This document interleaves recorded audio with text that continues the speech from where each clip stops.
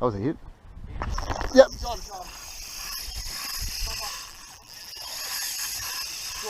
G'day guys and welcome back. So just before we get started on this video, I just want to quickly say I've got a lot of new subscribers here since I did the 1000 subscriber giveaway. So if you are new here, welcome. Hope you enjoy the content. And yeah, most of what I do is fishing videos, but occasionally you will get the odd video like this where we sort of review gear, lures, reels, rods and stuff like that. Alright guys, so what I want to sort of open up a discussion for today is a current trend that I see with spinning reel manufacturers now. I've got my Shimano Stella 2500 FK here. Now this is an absolutely phenomenal little reel loaded with all the best technology that you'll find in a spinning reel today. However, there is a problem that I see with it, and it's the fact that Shimano puts 9 kilos of drag into a 2500 size reel. So a lot of people love the idea of having such huge drag capabilities in a little reel. Personally, I'm not actually convinced it's really necessarily, let alone actually a good idea. And let me explain why. First of all, a lot of anglers in the fishing world don't actually understand what 10 kilos of drag pressure feels like. Now, having fished blue water my entire life, I do know what that feels like, and this is what it looks like.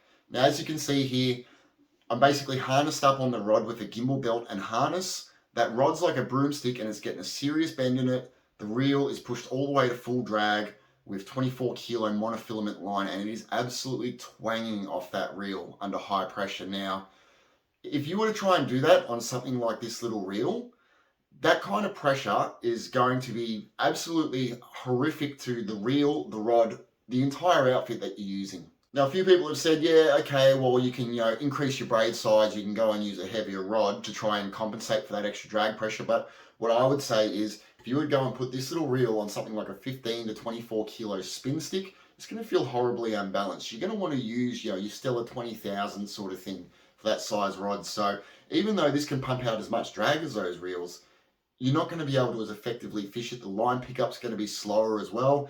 If you go heavier braid on here, you're going to have bugger all capacity. So even if you do hook a big fish and you try to lock up on it, if it wants to take a screaming run, you're done. You're going to be spooled in no time. Okay, now second, what I wanted to discuss as well is what happens to the actual drag arc on these reels as you start increasing through the drag. Now, if you look at most reels without this sort of like hyper drag capability, if you were to do it like a line graph where it's like clicks versus drag pressure, the actual line goes up sort of like at a fairly linear rate, which means that as you go through the drag and you click, you know how much more drag you're putting on. Now with these reels, what I'm finding is you get a very shallow line where there's like, you keep clicking and there's nothing happening, and then all of a sudden the drag engages, and it could be like, say, 30 clicks with nothing, and then 15 clicks from applying drag to locked up. And to me, that's not a smooth linear drag. Now, there are times where that will be advantageous where, say, you're fishing tight cover and you need to get a lot of drag on the fish real quick. You don't want to do too many clicks. Sure, that's going to be great.